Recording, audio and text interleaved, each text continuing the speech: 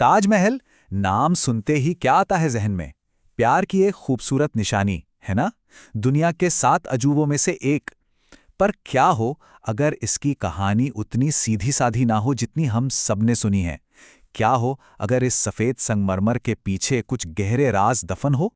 जैसे कि एक दावा यह है कि ताजमहल असल में मुमताज का मकबरा है ही नहीं, बल्कि ये तो एक शिव मंदिर था जिसका असली नाम था तेजो महालय। क्या इस बात में कोई सच्चाई हो सकती है? और उन 22 बंद दरवाजों का क्या? ऐसी बातें सुनने में आती हैं कि उनके पीछे हिंदू देवी देवताओं की मूर्तियां और पुराने सबूत बंद हैं। ये एक ऐसा रहस्य है जो बार बार सुर्खियां बटोरता है।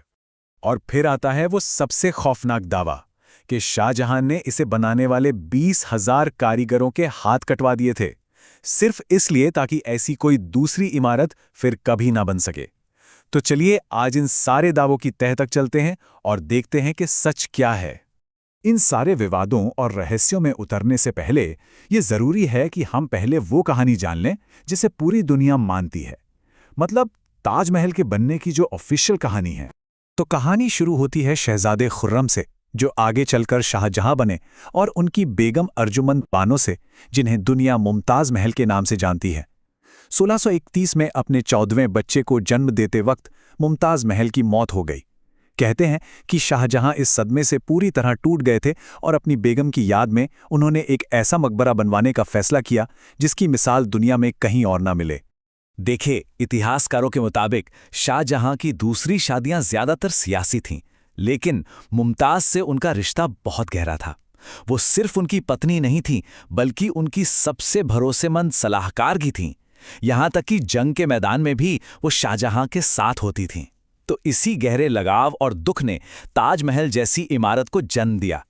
और इसे बनाना कोई छोटा मोटा काम नहीं था। जरा अंदाजा लगाइए, करीब 22,000 मजदूर हर रोज 22 सालों तक काम पर लगे रहे। 1,000 से ज्यादा हाथियों को सिर्फ पत्थर और संगमरमर ढोने के काम में लगाया गया था। राजस्थान के मकराना से दूधिया सफेद संगमरमर आया, तो चीन और तिब्बत से कीमती नगीने मंगवाए गए। मतलब ये अपने आप में एक ग्लोबल प्रोजेक्ट था। चलिए अब वापस लौटते हैं उन दावों पर, उन सवालों पर जिनके साथ हमने ये पड़ताल शुरू की थी। एक एक करके इन रहस्यों से पर्दा उठाते हैं और देखते हैं कि सबूत क्या कहते हैं। तो सबसे पहले बात करते हैं उन 22 बंद दरवाजों की। ये विवाद अभी हाल ही में फिर से उठा जब इलाहाबाद हाईकोर्ट में एक याचिका डाली गई। मांग ये थी कि इन दरवाजों को खोला जाए ताकि पता चले कि अंदर क्या है। क्या सच में वहां हिंदू मूर्तियां हैं? पर हकीकत क्या है? आर्कियोलॉजिकल सर्वे ऑफ इंडिया यानी ASI ने साफ किया कि जिन्हें 22 कमरे कहा जा रहा है वो असल में कमरे हैं ही नहीं। वो एक लंबा गलियारा है जिसकी दीवारें एकदम सादी हैं। ये सिर्फ एक आर्किटेक्चरल डिज़ाइन है जो दूसरी मुगल इमारतों जैसे हुमायूं के मकबरे में भी देखने को मिलता है। और इन्हें बंद रखने की वजह सिर्फ इतनी है कि ज़्यादा टूरिस्ट के आने जाने से उन्हें कोई नुकसान न पहुंचे। ASI ने तो मरम्मत के दौरान ली गई तस्वीरें भी ऑनलाइन जारी की थी। अब आते हैं उस सबसे बड़े और सबसे पुराने दावे पर कि ताजमहल असल में तेजो महालय नाम का एक शिव मंदिर था, जिसे तोड़कर या बदलकर मकबरा बना दिया गया। इस थ्योरी के मुताबिक शाहजहां ने यह जमीन जयपुर के राजा जय सिंह से जबरदस्ती छीन ली थी।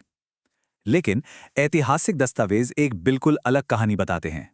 रिकॉर्ड्स में यह साफ साफ लिखा है कि शाहजहां ने राजा जय सिंह को इस जमीन के बदले में 4 दूसरी आलीशान हवेलियां दी थीं। ये एक सौदा था, जबरदस्ती नहीं।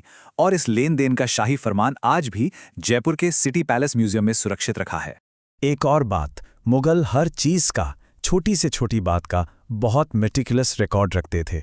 तो सोचिए, अगर ताजमहल की जगह कोई मंदिर तोड़ा गया होता तो क्या उसका जिक्र किसी भी दरबारी इतिहास में, किसी विदेशी यात्री के सफरनामे में या किसी भी दस्तावेज में नहीं होता? सच तो यह है कि ऐसा कोई जिक्र कहीं नहीं मिलता। और कभी-कभी सबूतों का ना होना ही अपने आप में सबसे बड़ा सबूत होता है। अब ये जो नंबर स्क्रीन पर है 20,000, ये एक और भयानक कहानी से जुड़ा है जो न जाने कितनी पीढ़ियों से सुनाई जा रही है। और कहानी ये है कि शाहजहां इतना बेरहम था कि उसने ताजमहल बनाने वाले सभी 20,000 कारीगरों और मजदूरों के हाथ कटवा दिए ताकि वो फिर कभी ऐसी कोई चीज ना बना सकें। पर इस दावे का भी कोई ऐतिहासिक या पुरातात्विक सबूत आज तक नहीं मिला है। कोई जिक्र नहीं, कोई कंकाल नहीं, कुछ भी नहीं। और जरा लॉजिक लगाकर सोचिए, अगर कारीगरों के हाथ ही काट दिए गए होते तो वही लोग ताजमहल के ठीक बाद दिल्ली में शाहजहानाबाद शहर, लाल किला और जामा मस्जिद जैसी शानदार इमारतें कैसे बनाते? सच तो इसके बिल्कुल उलट है। शाहजहां ने इन कारीगरों के लिए ताजगंज नाम की एक पूरी बस्ती बसाई थी, जहां उनके वंशज आज भी रहते हैं। तो अब सवाल ये उठता है कि अगर इन कहानियों में कोई सच्चाई ही नहीं है, तो फिर ये आई कहाँ से और ये इतनी ज्यादा फैल कैसे गई? इन थियरीज के पीछे ज्यादातर एक ही नाम आता है, पुरुषोत्तम नागेश ओक।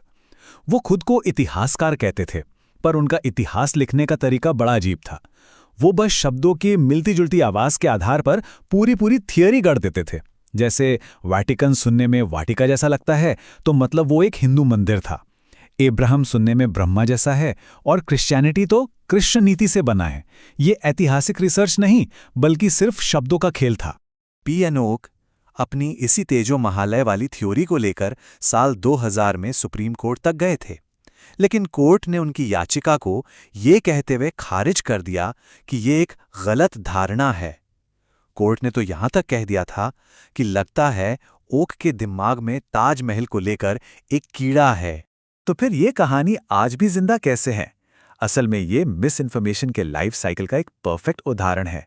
देखिए, होता क्या है, एक व्यक्ति एक थियरी बनाता है, देश की सबसे बड़ी अदालत उसे खारिज कर देती है, पर सालों बाद सोशल मीडिया और व्हाट्सएप यूनिवर्सिटी के जरिए वही थियरी फिर से जिंदा हो जाती है। और जब कोई झूठ बार बार दोहराया जाता है तो वो सच लगने लगता है और नतीजा वही बेबुनियाद याचिकाएं फिर से अदालतों में पहुंच जाती हैं। लेकिन इन कहानियों से हटकर भी ताजमहल को लेकर हमेशा से अलग अलग नजरिए रहे हैं। जैसे मशहूर शायर साहिल लुधियानवी के लिए ये मोहब्बत की निशानी नहीं थी। उनके लिए ये एक सम्राट का अपनी दौलत का दिखावा था, जो आम इंसान की मोहब्बत का मजाक उड़ा रहा था। तो आप देख सकते हैं कि इस पर प्रतिक्रियाएं हमेशा से जटिल रही हैं। तो अंत में बात यह है कि इन तमाम बहसों और विवादों के परे ताजमहल वास्तुकला का एक ऐसा शाहकार है जिसका कोई मुकाबला नहीं। ये एक मकबरा है, ये भारत का गौरव है और ये हमारी साझा वैश्विक धरोहर का एक अनमोल हिस्सा है। और ये पूरी चर्चा हमें एक बहुत बड़े सवाल पर लाकर छोड़ देती है। आज के दौर में जब जानकारी और गलत जानकारी दोनों ही हमारी उंगलियों पर हैं, तो हम सच और कल्पना के बीच की लकीर कैसे खींचें? हम अपने इतिहास को अफवाहों से कैसे बचाएं?